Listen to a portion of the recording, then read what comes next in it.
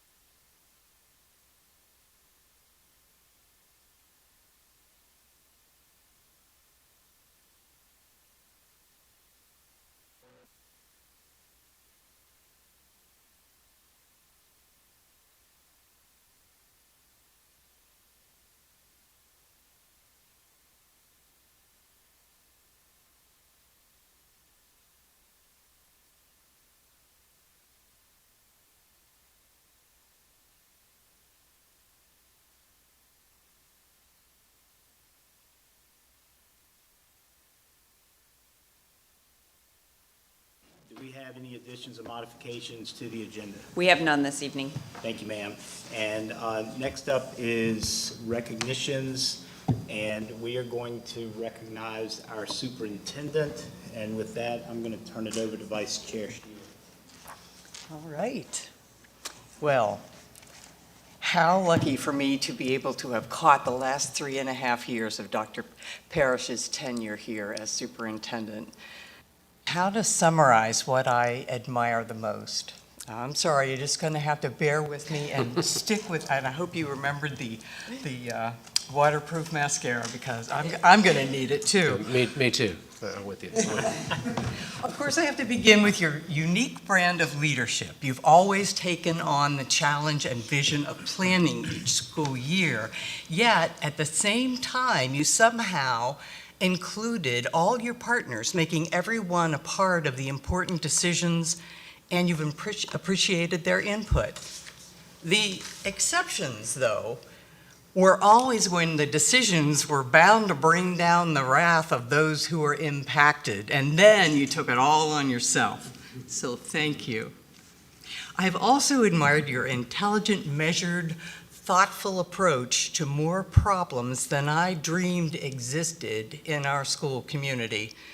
I'm especially thinking of every hot-headed letter fired off in a parental snit. You've always responded with admirable poise and just the right language when I have been left sputtering indignantly.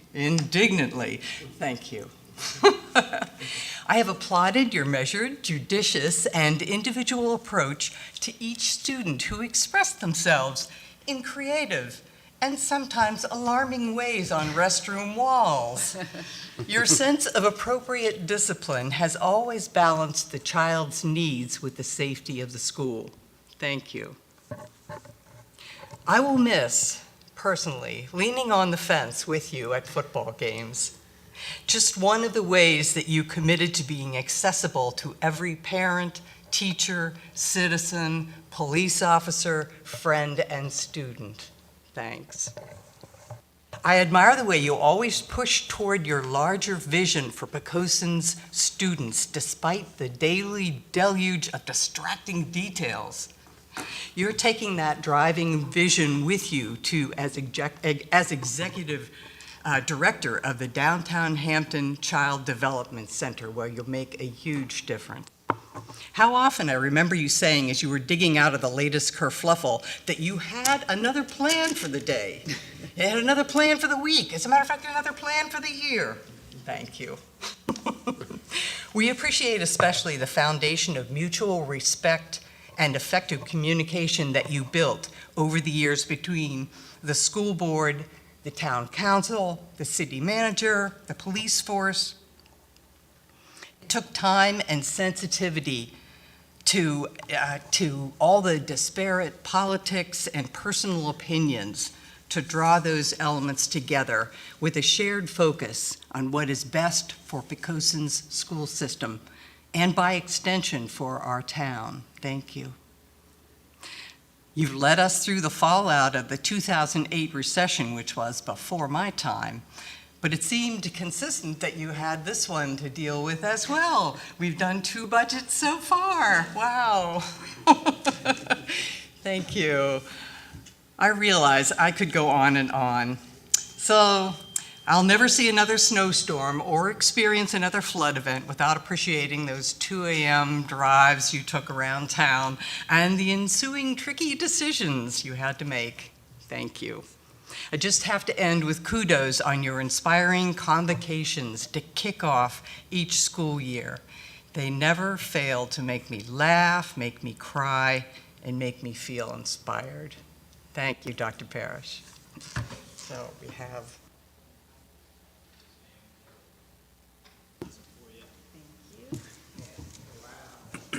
Oh, those are So pretty. I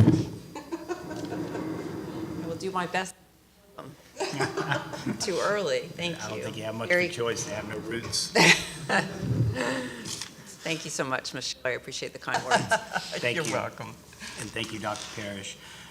Next is presentation reports. First is financial update with Ms. Woodruff.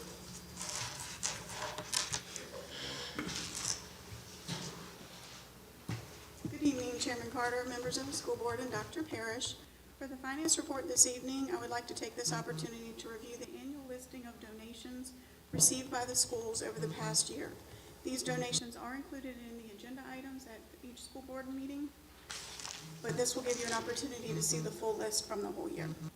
And you have the list at your seat. Schools receive donations from a variety of sources, including individuals, churches, civic organizations, parent-teacher organization, or PTO, and the Poquoson Education Foundation, or PEF.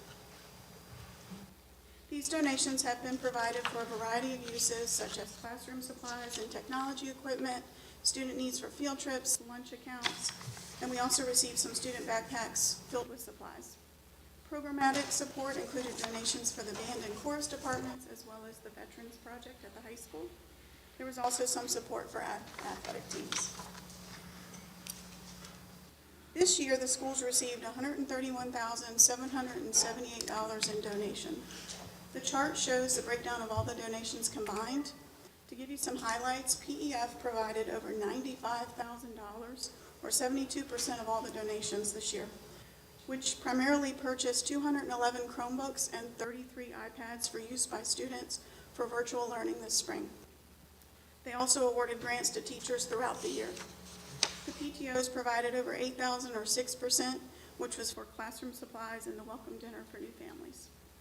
We also had the Davis family provided a memorial contribution of $5,200 for the band. Along with this donation from the band boosters and other donations, the PHS band and color guard received $9,700 this year. The Kiwanis Club provided $4,000 for student materials and instructional resources, and church donations totaled $3,815 for student supplies and lunch account assistance. We want to thank thank all who provided these generous donations as they help our schools in so many ways. And that concludes my report. Any questions? Thank you. Next is operations update and PMS modernization project with Mr. Pappas. Good evening, Chairman Carter, School Board, Dr. Parrish. Custodial staff is busy waxing floors and cleaning the schools. They got a little earlier start than anticipated. They've been able to do some of the things that every year we want to do, but we always run into some timing issues with teachers wanting to get back and running out of time. So in that regard, we've gotten some things done that we've longed to do.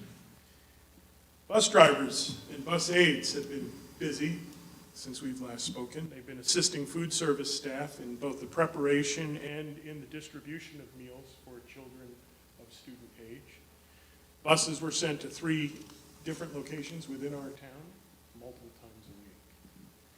Bus drivers assisted with the distribution of the senior signs, educational packets for children K through 1, or pre-K through 1 actually, as well as delivering AP books to high school students. And lastly, transportation staff assisted with providing mobile printing and the use of an inverter and a printer and a mobile hotspot that our IT folks put together, but we were the delivery service. Food service folks have been busy. We've applied for several grants this year from the Dairy Alliance, from the Fuel to Play 60 group, and from the No Kids Hungry folks. To date, we have received 2 grants from the Dairy Alliance totaling $4,000, an additional $4,000 from the Fuel to Play 60 folks. We're still waiting to hear from the No Kids Hungry organization. We have a pretty big request in. Food service applied for and received a waiver to continue to serve meals to children of student age through the remainder of this year and into July. And to date, we have served just under 12,000 meals. As far as the PMS project update is concerned, we're preparing for the relocation of the PMS students to the elementary school and the high school. Maintenance staff has been busy readying the portable classrooms in both locations for occupancy this fall. Portable classrooms, interiors have been painted and new carpet put down. Exterior of portable classrooms have also been painted. Skirting will be put around the classrooms eminently. We'll be moving furniture and teacher supplies next month into the classrooms. Walkways will be built in the coming weeks, and the fence has been put around the classrooms for safety purposes. And that concludes my update. Thanks, sir. Any questions there for Mr. Pappas?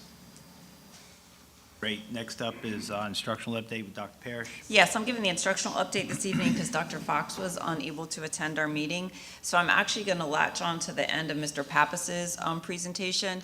We also, last week, had a meeting with the architects, and it was to continue to work through the design for the Poquoson Middle School renovation. So we are at the 65% design mark, and Mr. Tillett, the new superintendent, was present so that he's aware of where we are at the building. And in reality, they'll be pushing through some details into the summer and should be on track to put the building, the construction portion of it, out to bid later this fall. So, and then once you get back in to the swing of things in the fall, I would anticipate the architects will come and share with you, board members, a look at that, the design that we saw. I speak for all of us on the steering committee. I think they've done a wonderful job, and by us being able to transfer now over $20 million into that project, we're really able to get all of our needs met, so it'll be instructionally a wonderful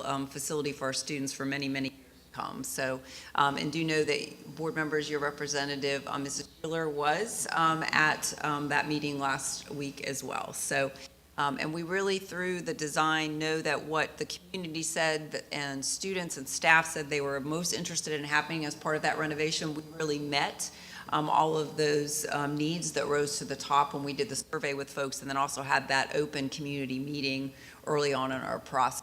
So that's the good news as well. And again, thanks to City Council for allowing us to do the shifting of funds and their support then to help you complete the work on the high school roof and the primary school roof while absorbing some debt capacity, but not actually costing additional money is really helpful too overall for all your projects. So I good that I'm leaving you in good stead in terms of your facility projects, and it's a good place for us to transition into the middle school renovation. So now I'll move on to things that are more instructional in nature. We did complete our school year on Friday. Certainly it was a little different ending to school since it was a virtual program.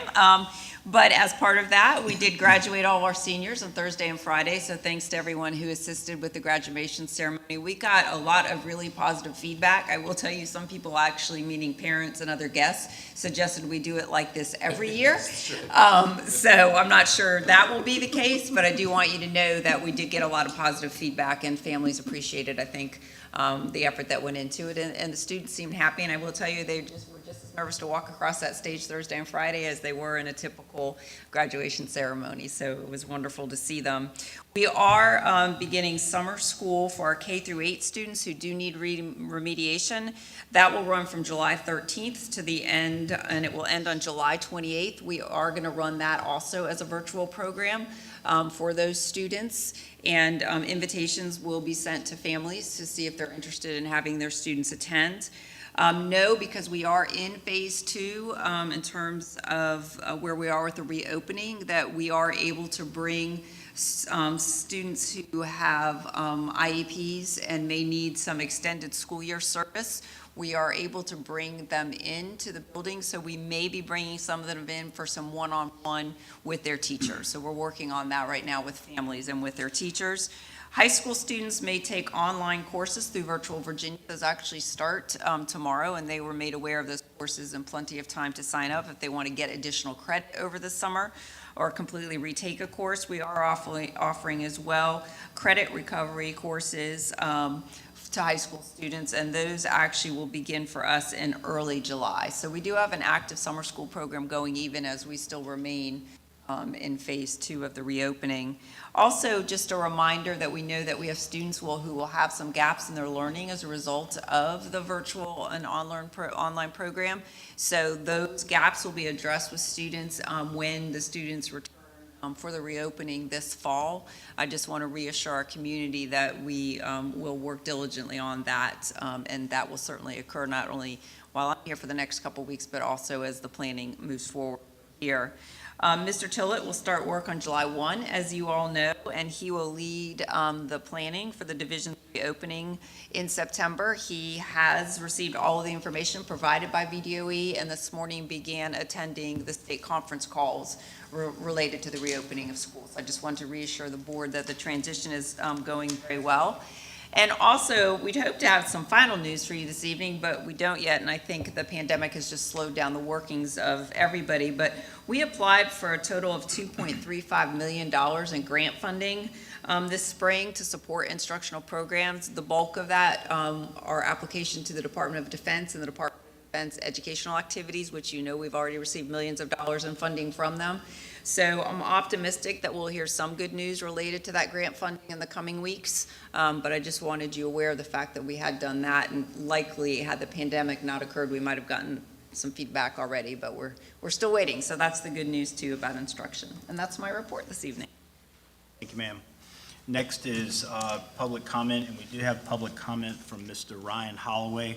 And in accordance with Policy 1, Text 6.8, the time limitations on citizen participation, I would like to make a motion that we extend Mr. Holloway's time by a minute and a half to 2 minutes, as he has a pre-written letter that he would like to read. Do I have a second? I'll second that. All in favor? Aye. Aye. Thank you. Mr. Holloway? Well, thank you all for giving me some time to speak with you this evening. Now that I have my extra minute and a half, I can say there's at least one member of your council who, if he had to spend 6 feet apart in high school, his courtship with his wife would have looked significantly different. So if anything, keep that in mind, because I met my wife in high school as well. Before I read my letter, I want to share really quickly. I had a moment of pride as a Poquoson citizen in graduate Poquoson High School a few months ago. You might remember, I think we only had one single snow day. I will recall forever the map of Hampton Roads that was all in red except for one little spot. Poquoson was the only school that did not shut down, but the only problem was there was no snow. It didn't snow. And in that moment, I said, what a symbol that Poquoson is willing to stand up and not just do what everybody else does. And we are facing a moment like that right now. So I penned a letter in response to Governor Northam's recommendation for next year and asked fellow citizens to sign it online. Nearly 700 of them did. And so I'm going to read the letter that I wrote. Dear Poquoson School Board, you will make a decision in the next few weeks that will impact the lives of children in Poquoson for years to come. I strongly urge you to make a decision that is best for our community, even if that means confronting political pressure from the state by rejecting elements of the guidelines from the 2020-21 school year. COVID-19 has had a devastating impact in the United States. Over 100,000 Americans have died, many of them alone. It is an existential and sustained threat that should be taken seriously, particularly in places where outbreaks occur. Additionally, millions have lost their jobs and small businesses have been hit especially hard from mandated stay-home and social distancing requirements. In Poquoson, in-person schooling ended on March 13th in order to comply with executive orders issued by Governor Northam. And I want to commend the Poquoson school system for doing an outstanding job providing the best learning environment they could over the past several months. It was an incredible effort, and I am thankful for the hard work it took to pull that off at every level. So well done, teachers, school board, administration. As we look ahead to 2020-21 school year, the fate of hundreds of students is in your hands. On June 10th, Virginia issued guidelines for opening schools titled Recover, Redesign, and Restart. I'm sure you're familiar with this proposal. If Poquoson City Schools comply fully with these guidelines, we will fail at the task of educating our youngest citizens. My daughter Penny will be in 2nd grade next year. Here's what a day might look like if you choose to fully comply with the draconian guidelines issued by Governor Northam. She will wait at the bus stop alone because her neighborhood friends don't get to go to school that day. They've been told to stay home. She'll be greeted by a masked bus driver whose usual warmth and welcoming attitude will be veiled by a piece of cloth. She will sit alone in her seat. When she arrives at school, she will hear again and again and again to stay away from her friends and teachers. Each day, she's instilled with a little bit more fear. She might even get disciplined by her teacher because she accidentally high-fives her classmate or shares a marker by mistake. She will probably wonder constantly whether her teacher is happy or sad because she can't see her face. God forbid she feels sad herself and needs a hug.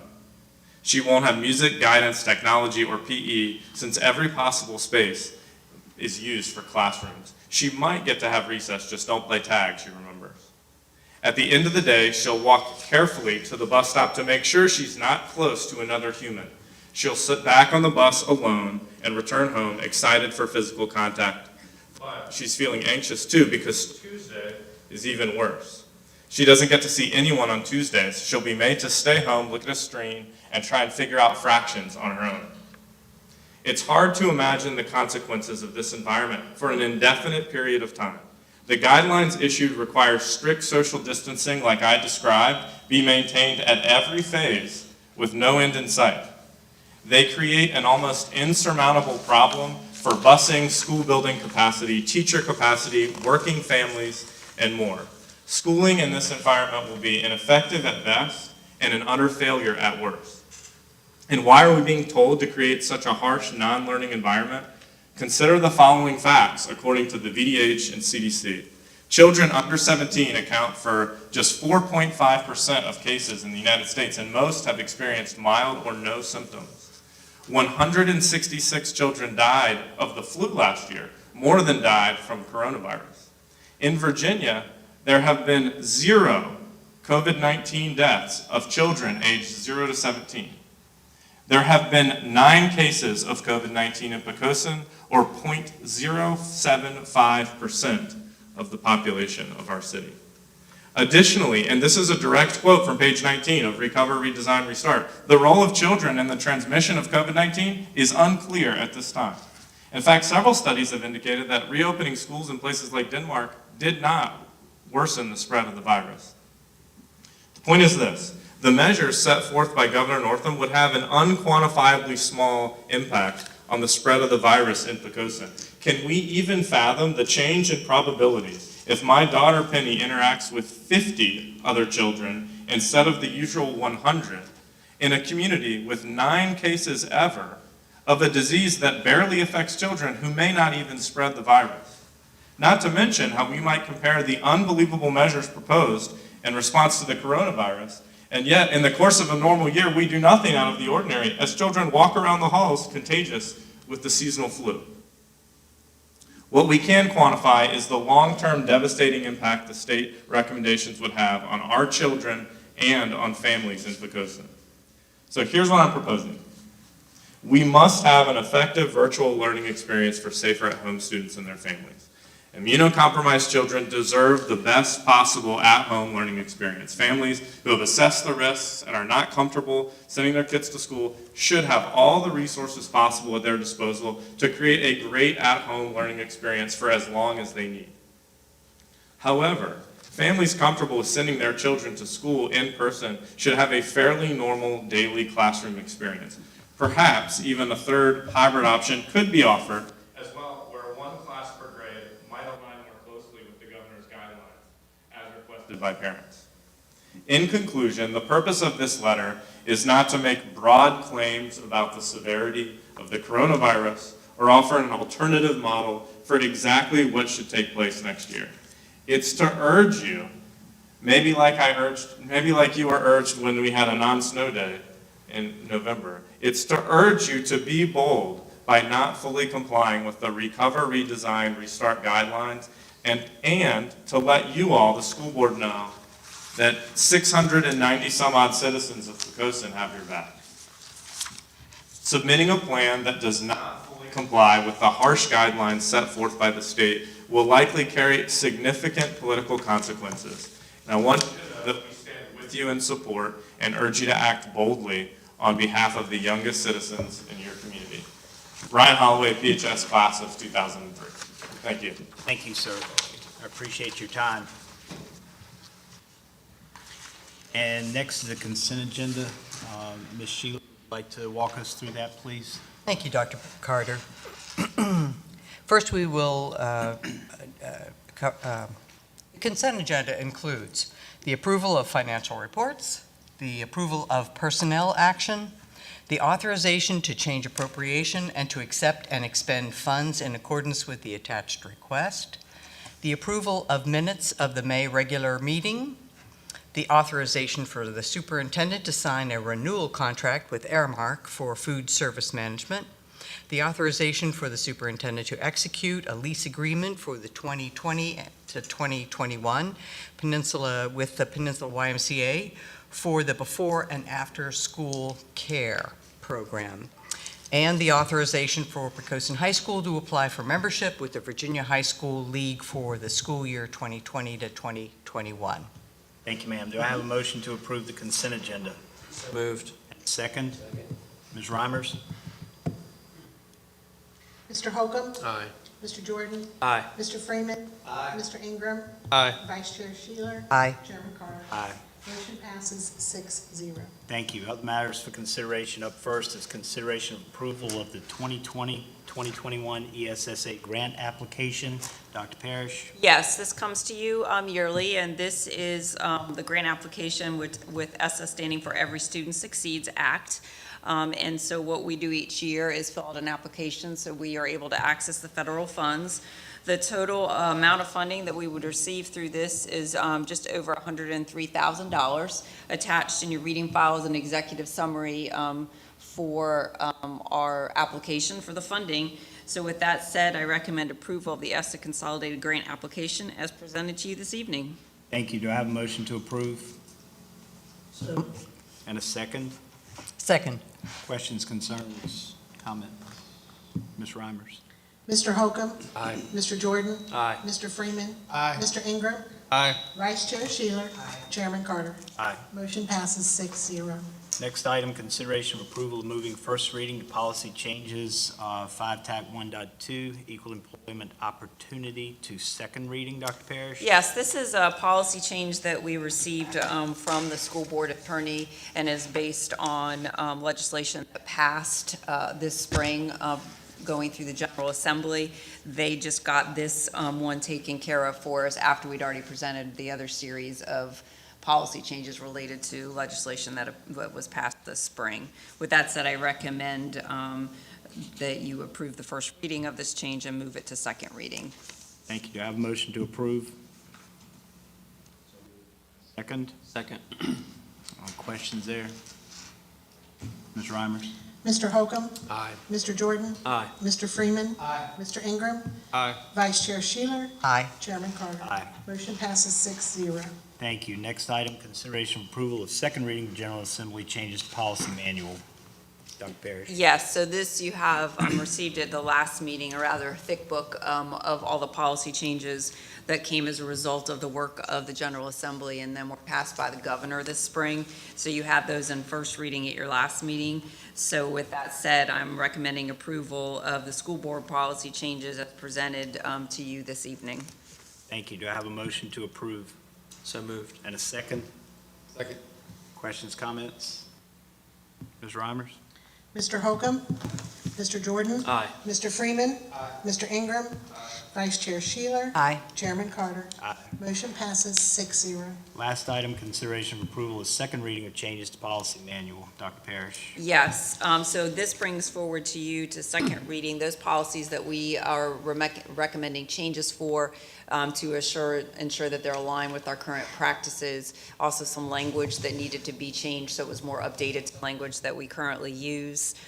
So we bring forward these to you in second reading this evening, so I recommend approval of the policy changes as presented to you this evening. Thank you. Do I have a motion to approve? So moved. And a second? Second. Questions, comments there? Ms. Reimers? Mr. Holcomb. Mr. Jordan. Aye. Mr. Freeman. Aye. Mr. Ingram. Aye. Vice Chair Sheeler. Chairman Carter. Aye. Motion passes 6-0. Next item, communication, other matters of board. Dr. Parrish, we'll start with you. Thank you. First, I want to recognize our Teachers of the Year again, because we weren't able to bring people into our meeting until this evening. We were not able to bring them forward and recognize them previously, so they will be brought to you at a meeting early this fall, so you can recognize them and you'll be able to hopefully have a few more people with you. But just so that everybody remembers, we did put yard signs in their yards and tweeted out photos of them. But our Teacher of the Year at the primary school is Ms. Trish Yeager, and then at our elementary school was Debbie Farringer. At the middle school, it was Debbie Smith, and at the high school was Blair Duvall, and Mrs. Duvall was also the Division Teacher of the Year. Her application has been forwarded to compete for now the Regional Teacher of the Year, so we'll see what we learn about that when we get into the fall. Also, another group we weren't able to recognize as we normally would at our retirement dinner, so I wanted to recognize our retirees who are leaving. We actually have a very small number this year. We have Miss Linda Moore, and she worked for us in food service at the middle school, so helped keep all of our middle school students well-fed. Mrs. Sally Lovell, who taught at the middle school, and she taught technology education, and many of our students will say that was one of their favorite classes when they were in the middle school. And finally, Karen Duncan, who is a preschool paraeducator at the primary school, is leaving us after many years that she dedicated to our very, very youngest students. So we appreciate the service that they provided. We'll be recognizing them individually at their homes in the very near future, but I wanted to at least recognize them publicly as well. So now for a more personal note, I want to take the opportunity to thank people. I want you to bear with me a little bit because I've got a number of thank yous here. First of all, what I'd like to do is thank all of the employees in our school division who've done just tremendous work for our students, whether it was in the classroom, on the bus, in the office, in the cafeteria, maintaining a building, or making sure our technology works. Each one of you has made a profound difference for our students, and you've done the same for me over the last 12 years. As part of that group too, I want to acknowledge the work of the teachers because we've made a lot of changes as we've moved to prepare our students for the profile of the graduate and to continue to ensure that our students succeed and do well on achievement measures. So I do want to thank the teachers, especially for all of their hard work in the classrooms for us. I want to also thank our school division leaders and school board office staff for the hard work that they have done on behalf of the division. I also have to thank them for supporting me, especially during some very challenging times. A thank you to our countless community members, parents, civic organizations, and the Poquoson Education Foundation for their support of the schools and me. I've often said that our students provide so much community service because they see so many others in our community doing the same thing. Our schools receive monetary support, volunteer support, and guidance from countless people in the community. We cannot do what we do in our school division without that support. Specifically, I cannot thank the PEF Board of Directors enough for the endless hours they put in to provide needed funds for our school. As I leave, I ask that everyone continue to support PEF because they truly make a difference for our students in the classroom. And certainly the fact that they quickly donated $50,000 so that we could get computers in all of our students' hands is a big indicator of that. I have to thank City Council, our city manager, and other city officials for always being willing to listen and work with me as we all work to ensure our school division maintains its tradition of excellence and, most importantly, does all it can for the young people of Poquoson and their families. I want to thank Dr. Fox, Mr. Pappas, Mrs. Woodruff, and the executive staff members who came before them. I truly could not have done all that I did here without your support and your leadership. You made coming to work easy and fun each day. I want to thank the 25 board members I have worked with during the past 12 years. Yes, 25. A huge thank you to Henry Eyre, Carrie Knowlton, Deb Banton, Beth Ann Wilson, Connie Sled, John Costoulis, and Scott Diggs for trusting me to lead this division 12 years ago. Thank you to all of those board members who followed them through the years, and finally a thank you to each of you on the board as you helped me successfully end my 30-year career in education. Specifically, Dr. Carter, I thank you for your guidance and leadership from 2009 to 2016, and now again since January of 2018. Your dedication to our school system is overwhelming. Finally, thank you to the students who have walked and sometimes run the halls of our schools during my 12 years. You were the reason and inspiration for my work. I could have not asked for a better student body through the years. Thank you, everyone. I did it. You did it. Yay. I'm glad I don't have to go next. Mr. Freeman, you're up, sir. Thank you. I don't want to go now. I'd like to thank Ms. Reamer. She organized some certificates and yard signs to be made for our students who had some academic excellence in New Horizons, and we were able to distribute those the other day. So thank you for all your planning. That was a good time. I'd like to thank Mr. Holloway for coming and talking this evening with us. I think community involvement is a critical piece, and so just thank you for all the time you put on Facebook and getting the petition signed and then coming here tonight as well. That means a lot. Of course, I'd like to thank Dr. Parrish for all her hard work over the years, and wish you all the success in the world in the future. I'd also like to thank our students who just finished probably the worst year of education in the history of mankind. Through no fault of their own, and particularly our seniors who got denied some just basic rites of passage that we've all got to experience. So I'd just like to thank our seniors and congratulate them on graduating. And if you can overcome and adapt to this, your future is just incredible. I'd like to thank all our teachers and our central office staff for adapting on the fly to leaving school on a Friday afternoon thinking you were going to be back Monday, only to find out later, nope. But teachers did what teachers did, and they said, hey, we got this. What do we do next? And so just thank all our teachers and the central office staff for all your hard work and effort and to make this year as successful as possible. Thank you, sir. Mr. Jordan. Wanted to thank Mr. Holloway for coming forward on behalf of the community. I've said it countless times.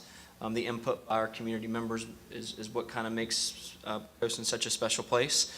Ryan and I actually went to high school together, so seeing him up on the stage today, speak about things that benefit our community, our education, our students, having two kids in the primary and elementary school system, resonates with me, and I wanted to thank him for his leadership there, and getting the community involved. Wanted to also congratulate our teachers that were awarded Teacher of the Year. We usually have a setting here at the meetings where we invite them and congratulate them. Wanted to congratulate Miss Duval, who's not only a wonderful human being, but also a wonderful teacher, which is evident of her receiving her Teacher of the Year nomination. To our retirees, it's one of the best parts about being on the school board is going to the retirees dinner and taking part and getting to meet some of the teachers and paraeducators and food service workers. I apologize, we haven't had a chance to do that, but to those 3 retirees, Godspeed. To our donations, as Ms. Woodruff mentioned, $131,778 in donations, many of which came from individuals, churches, PF. The system can't function without those donations, so that's a pretty good bar. Let's try to get that to 150 to 200 next year. We're going to need every penny of that. To Dr. Parrish, it's been an honor serving with you and being on the board. There's a quote that says, "A leader is one who knows the way, goes the way, and shows the way."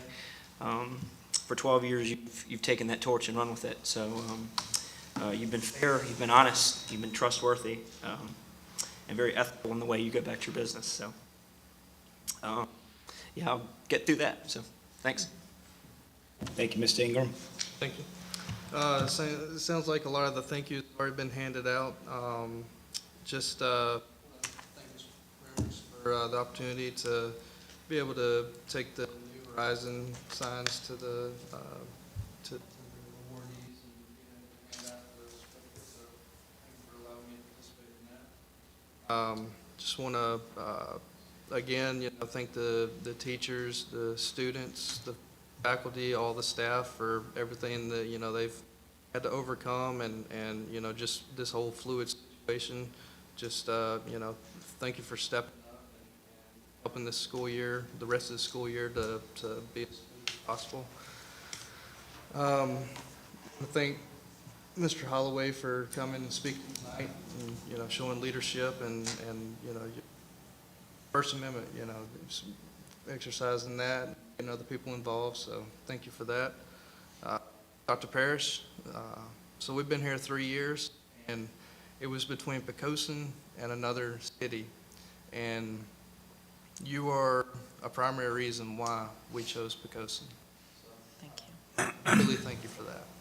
Thank you for your leadership, everything. Thank you, sir. Mr. Holcomb. Thanks, Ryan, for coming in and doing this deal. You got a family, you got things to do. I know you're busy all day. I know that for sure. What you do all day. This is really well written. Thank you for doing that. Then you get you to law school, I think, is what we need to do. Maybe law school for you next, I think, might be the good thing to do. The graduation, I'm not sure whose great idea that was, but it was a great idea.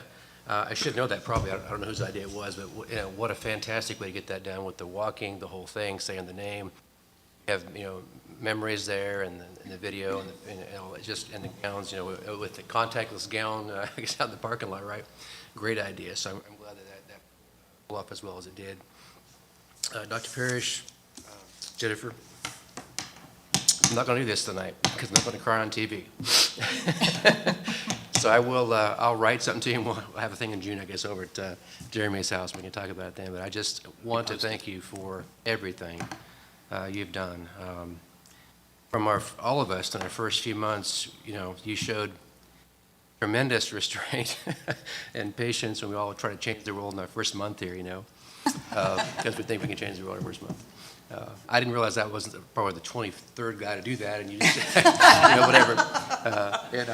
So the grace, just that first few months, the grace with which you handled someone like me was pretty amazing in itself, and then from then on, it just got better. So thank you for everything you've done. You've really made Poquoson education kind of the way it is. I wasn't here before for your predecessor, of course, but I'm sure he or she wasn't anywhere near what you've done. So thank you very much.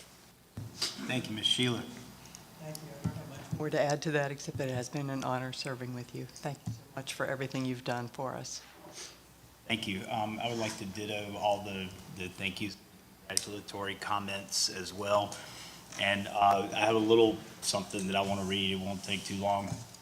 but I would like to self-disclose that I hijacked some of this from another article that was written last year, so I just wanted to kind of highlight a couple of her accomplishments. So Dr. Parrish has served as superintendent of Poquoson City Public Schools since 2008. Prior to becoming superintendent, she worked for the York County School Division for 18 years, where she served as a teacher, principal, director, and chief academic officer. In addition to her work as a division superintendent, Dr. Parrish served as the president of the Virginia Association of School Superintendents in 2016, is a member of the Virginia SOL Innovation Committee, the WHRO Board of Directors, and serves as the chair of the School University Research Network. Dr. Parrish is an executive associate professor at the College of William and Mary and an active member of Poquoson Kiwanis and the Poquoson Education Foundation. She was also chosen as the 2019 Superintendent of the Year for Region 2. Most do not know that I met Dr. Parrish in the late 1980s when she worked alongside my mother-in-law as a teacher at York Middle School. She actually attended my wedding, and I'm not looking at her on purpose. Throughout the years, she has displayed a strong sense of character and integrity. She has possessed a work ethic that is second to none. She has diligently worked to educate our children and has positively touched countless lives, mine included. When I asked her what she was most proud of, her immediate response was, "Wow, that's a tough question." And that was a demonstration of her humility, another one of her strengths. After careful consideration, she responded, "Knowing that I did the best I could for all of our students, doing the right thing and what was good, whether dealing with courses of study, student discipline, or budget. The driving factor was doing what was right and what was good." When the right thing is your motivating factor, your decisions will undoubtedly not sit well with some. The strongest are able to work through those dealings, and Dr. Parrish has displayed that strength on numerous occasions throughout her career. I applaud her for having the courage to consistently make good and right decisions, even when those decisions may prove unpopular with some. Bob Marley said, "The greatness of a man, in this case a woman, is not in how much wealth she acquires, but in her integrity and her ability to affect those around her positively." By that definition, one can classify Dr. Parrish as great. She has served society well and will continue to do so in her new role as executive director for the nonprofit organization Downtown Hampton Child Development Center. ECPS is better for all our children, having had her at the helm for so many years. Please join me in congratulating Dr. Parrish on her retirement and thanking her for her tireless work over the years.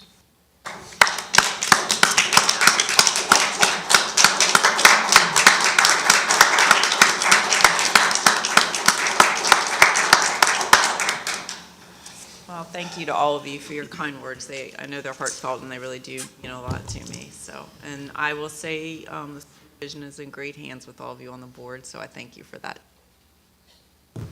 Thank you. Do we have any material for board review? You have none this evening. Then with that, we will adjourn. You did great. So we are work sessioning, but that is off.